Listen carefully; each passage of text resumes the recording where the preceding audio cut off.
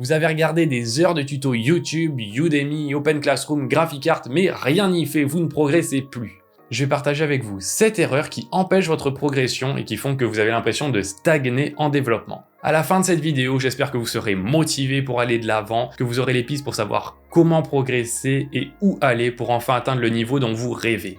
Vous vous demandez sûrement si vous devez acheter cette formation à 200 € ou si vous devez regarder encore 40 heures de vidéos pour être prêt à coder. Vous aurez la réponse à cette question en écoutant les 7 erreurs suivantes. Erreur numéro 1, binge-watcher des tutos. Vous pouvez regarder des heures de cours vidéo, lire des articles pendant des heures également, mais si vous ne pratiquez pas en même temps à côté, vous n'allez pas assimiler les connaissances que vous allez voir. Votre mémoire, elle va retenir à peine 20% de ce que vous allez voir, et quand vous allez vous retrouver dans la problématique qui nécessite les connaissances que vous avez vues dans ces tutos, vous allez vous retrouver bloqué, vous n'allez pas savoir quelle information utiliser, et vous allez avoir l'impression d'avoir rien appris.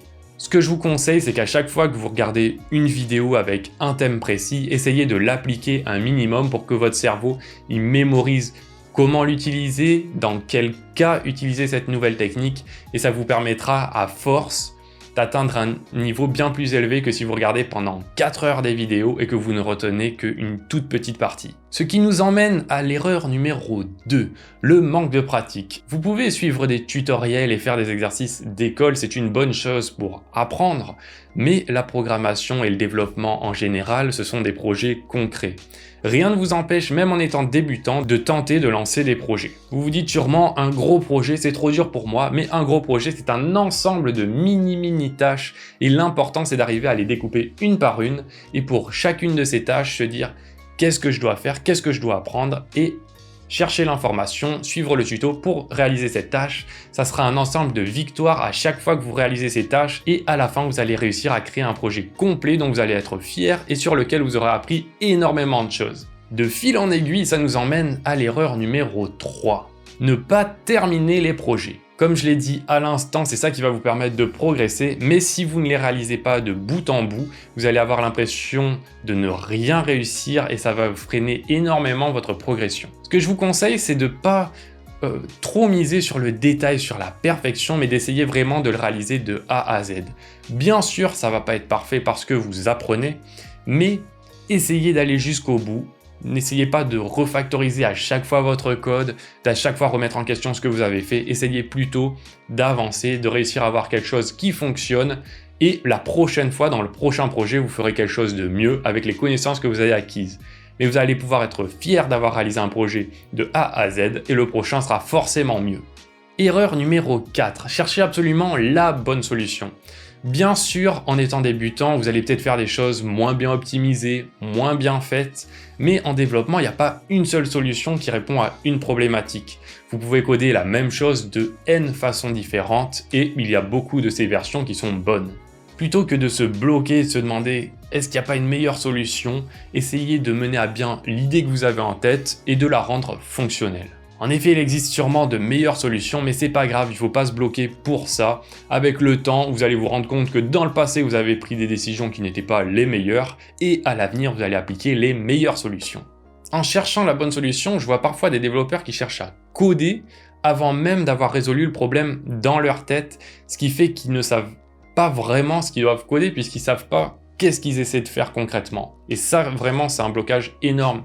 Essayez de le résoudre soit dans votre tête, soit sur votre papier, et si vous avez ça, après vous pouvez vous poser la question de comment le mettre en pratique avec du code. Erreur fatale numéro 5, essayez d'apprendre par cœur. Bien sûr, au début, ça peut être très rassurant d'apprendre les choses par cœur, mais le problème, c'est qu'il y a beaucoup trop de choses à connaître. Il y a des choses, bien sûr, que vous allez retenir sur la logique, sur le fonctionnement, sur la syntaxe, sur des concepts, mais vous ne pouvez pas retenir chaque solution à chaque problème. Là, il faut que vous développiez une logique. Souvent, les personnes qui cherchent à apprendre par cœur, elles ne cherchent pas à comprendre. Et ça, c'est un gros problème parce que c'est en comprenant que vous allez développer cette logique et que vous allez trouver les solutions par vous-même plutôt que d'essayer d'avoir retenu la solution pour répondre à chaque problème un à un. Moi, je pars du principe que je ne sais rien. Il y a un problème, je réfléchis avec les connaissances que j'ai sur comment le résoudre, mais j'ai pas une solution type pour ce problème. À chaque fois, n'importe quel projet, même s'il y a beaucoup de projets qui se ressemblent, je réfléchis à ce problème, quelle solution je peux lui apporter avec ma base de connaissances. Et le souci dans la volonté d'apprendre par cœur une solution pour chaque problème, c'est le fait que vous allez avoir du mal à savoir quelle solution apporter à quel problème parce que vous avez tellement de connaissances qui peuvent se mixer que ça devient plus très clair et vous ne savez pas quelle solution pour quel problème parce que vous ne comprenez pas intrinsèquement qu'est-ce que c'est que le problème. Erreur numéro 6, c'est d'appliquer une solution sans jamais se demander si on peut faire différemment ou si on peut faire mieux. Ça rejoint un peu le fait d'apprendre par cœur, mais c'est pas vraiment ça. Cette erreur, elle peut s'appliquer à des débutants, mais surtout à des développeurs mid-senior. Un problème que vous avez résolu une fois, ça peut être le même, mais il y avait peut-être une autre solution qui est mieux, du fait des nouveaux langages, des nouveaux frameworks et des nouvelles choses que vous avez apprises. Évitez de ressortir le même code pour le même problème. En faisant ça, vous allez toujours réfléchir à ce que vous faites et vous demander est-ce qu'il n'y a pas une nouvelle façon de faire par rapport aux connaissances que j'ai acquises récemment. Et c'est en se posant toujours ce questionnement de est-ce que je peux faire mieux, est-ce que je peux faire différemment que vous allez acquérir de l'expérience et que vous allez vous adapter à n'importe quelle situation. Rester sur ses acquis et ne pas chercher à apprendre de nouveau, même quand on a atteint un niveau qui est assez élevé, c'est un frein énorme à la progression. Je vous conseille fortement de ne jamais arrêter d'apprendre, c'est ça qui fera de vous un grand développeur, la technologie évoluant très vite. Erreur numéro 7, ne pas bien se connaître. Pour pouvoir bien progresser, il faut savoir ce sur quoi on est bon, mais aussi ce sur quoi on est moins bon. Connaître ses faiblesses, c'est une force énorme. Ça vous permet d'aller chercher le bon tutoriel pour progresser dans le domaine où vous êtes de base un peu moins bon, mais à terme, en sachant ça, vous allez pouvoir combler vos lacunes et atteindre le niveau dont vous rêvez. Ça vaut le coup de ne pas passer son temps à coder. C'est bien de prendre du recul, se demander où est-ce qu'on y arrive, où est-ce qu'on n'y arrive pas, et c'est ça qui va vous permettre d'aller dans la bonne direction. Fixez-vous des objectifs, faites-vous un planning avec des heures consacrées au dev. Je vous conseille clairement de passer une demi-heure, 1 heure par jour plutôt que de vous dire le dimanche je vais faire 8 heures de code, je vais devenir une machine, mais au final vous allez vous dégoûter. Pendant 8 heures, la moitié du temps vous serez bloqué, vous ne saurez pas quoi faire. Alors qu'en faisant un petit peu chaque jour, vous allez avoir des petites victoires, vous allez progresser, prendre du plaisir. Pas forcément être bloqué parce que la journée, votre cerveau il va travailler pour vous, il va se dire « Oh, qu'est-ce qu'il faut que je fasse aujourd'hui ?» Vous arrivez devant le code, vous codez, ça va vite, ça marche bien, c'est fluide et vous allez vraiment apprécier le dev. En essayant de mieux vous connaître, vous allez peut-être avoir l'envie de vous comparer aux autres. Bien sûr, il y a des gens qui ont des facilités énormes dans certains domaines au point que vous vous demandez peut-être « Est-ce que je suis fait pour ça ?» Eh bien, je pense qu'avec de la pratique et de l'abnégation, vous allez être capable d'atteindre le niveau que vous avez envie.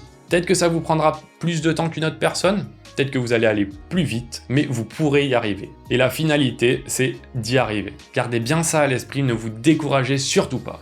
Merci d'avoir regardé cette vidéo, j'espère qu'elle pourra vous débloquer si vous aviez l'impression d'être bloqué dans votre progression. Je ferai sûrement une autre vidéo, non pas sur les erreurs, mais sur comment progresser de la meilleure des manières. J'ai encore plein d'idées, donc ça sera avec plaisir que je vous les partagerai. Pour soutenir la chaîne, n'hésitez pas à partager la vidéo, mettre un pouce si ça vous a plu et vous abonner pour être au courant des prochaines vidéos. Si vous avez des questions, posez-les-moi dans les commentaires. Si vous avez des remarques, que vous avez envie de discuter de certains points avec moi, ça sera avec grand plaisir. Sur ce, à bientôt, ciao!